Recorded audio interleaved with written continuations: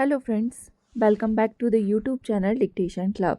आज का डिक्टेशन आनंद मासिक पत्रिका अंक 21 से लिया गया है, जो कि 4 स्पीड 80 शब्द प्रति मिनट, 90 शब्द प्रति मिनट, 100 शब्द प्रति मिनट और 120 शब्द प्रति मिनट की गति से डाला जाएगा।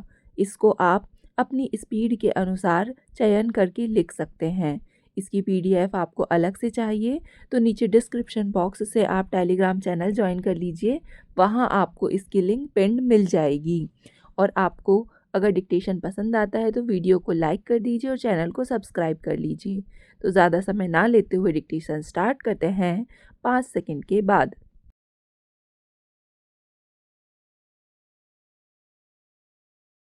स्पीकर महोदय, औद्योगिक श्रमिकों में परिवार नियोजन का तरीका अपनाने को प्रोत्साहन देने के काम में लगाया गया 1 रुपया भी किसी अन्य वाणिज्यिक या उत्पादकता वाले उद्यम में किए गए निवेश से कई गुना अधिक महत्व रखता है। यह विचार सरलता से पूरा होने वाला नहीं लगता है, लेकिन उसे शुरू करना होगा, क्योंकि भारत में तथा विदेशों में किए गए सर्वेक्षणों और अध्ययनों से इस तथ्य की सत्यता सिद्ध हुई है। इसके अतिरिक्त उद्योग का विश्वसनीय अनुभव इस नए दृष्टिकोण की उपादेयता का पर्याप्त प्रमाण प्रस्तुत करता है। इन सर्वेक्षणों तथा अध्ययनों से अनेक तरीकों से इस तथ्य पर बल दिया गया है कि परिवार नियोजन श्रमिकों के स्वास्थ्य तथा अच्छी औद्योगिक स्थिति दोनों को सुनिश्चित करने का सबसे पक्का तरीका है, क्योंकि इसमें श्रमिकों को संतोष प्राप्त होता है और यह ऐसी परिस्थितियां उत्पन्न करता है कि श्रमिकों को काम पर से अनुपस्थित होने की आवश्यकता कम पड़ती है और उन्हें प्रसूति अवकाश कम लेना पड़ता है, जिससे उत्पादन पर अनुकूल प्रभाव पड़ता है। इतना ही नहीं, संतुष्ट श्रमिक अपेक्षाकृत अधिक कठोर श्रम कर सकते हैं, चाहे वह हाथ का हो, यांत्रिक हो या सर्जनात्मक। बुनियादी बात यह है कि उद्योग द्वारा लाभ कमाने और श्रमिकों को परिवार नियोजन के तरीके अपनाने के लिए प्रेरित करने में स्पष्ट या दुविधा वाली कोई बात नहीं है। स्पष्टतः परस्पर विरोधी लगने वाले ये दोनों पहलू एक दूसरे को दृढ़ता प्रदान करते हैं। वास्तव में पश्चिमी देशों में औद्योगिक विकास संयोग मात्र ही नहीं है, अपितु वह इन दोनों तथ्यों से संवर्धित हुआ है। आवश्यकता इस बात की है कि उद्योग को अपने स्वार्थ के लिए अपने श्रमिकों में परिवार नियोजन की प्रवृत्ति को प्रोत्साहन देना होगा और यह विश्व स्वास्थ्य संगठन की स्वास्थ्य की परिभाषा घोषणा पत्र के सर्वथा अनुकूल है। परिवार नियोजन की अपेक्षा कहना सरल है। सबसे निचले स्तर की सच्चाई असमान अवधारणाओं पर प्रकाश डालती है। उदाहरणार्थ, कुछ ज़्यादा संगठित बड़े उद्योगों में सफ़ेदपोश मध्यम वर्गीय कर्मचारियों की अपेक्षा छोटे श्रमिकों द्वारा परिवार नियोजन कहीं अधिक अपनाया जाता है। अब भी मध्यम तथा लघु औद्योगिक क्षेत्र में बहुत से श्रमिक ऐसे हैं जिन तक नहीं पहुंचा गया है।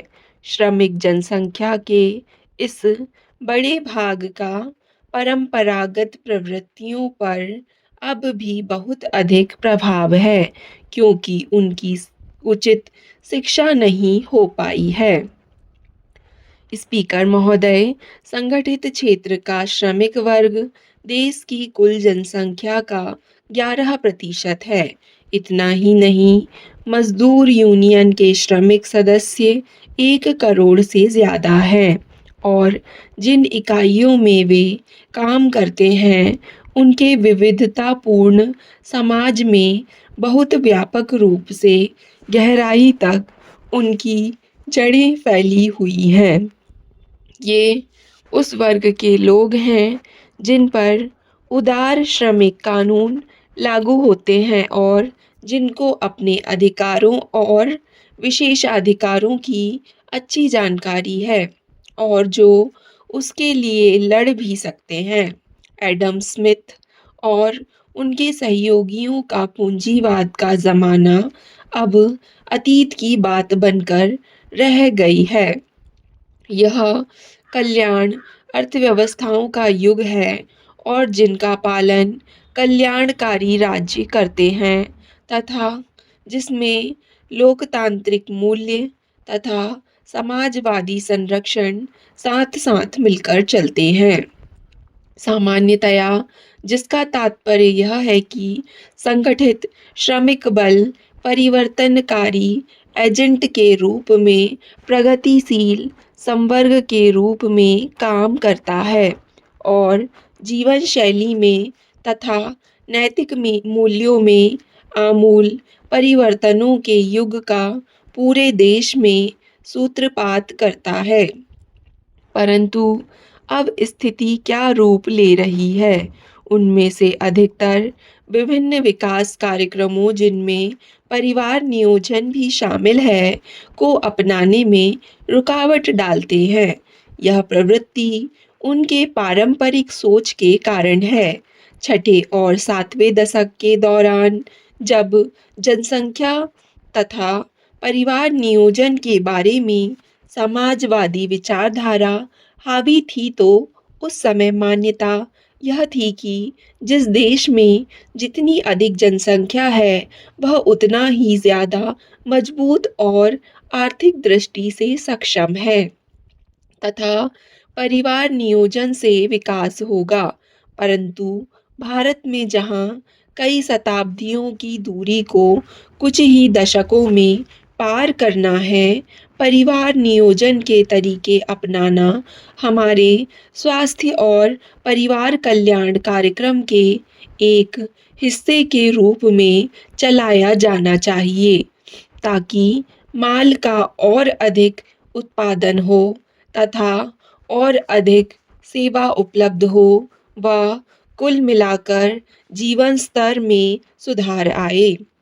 राष्ट्र ने अपने योजनाबद्ध विकास के पिछले 50 वर्षों के दौरान अत्यधिक प्रगति की है, परंतु इसके बावजूद हम विश्व के सबसे गरीब देशों में हैं।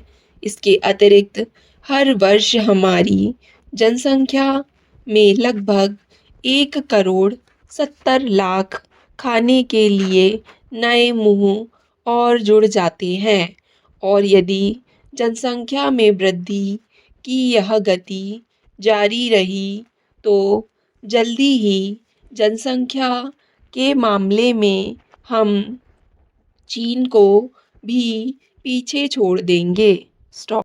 डिक्टेशन पसंद आए तो वीडियो को लाइक तथा चैनल को सब्सक्राइब ज़रूर करें। धन्यवाद।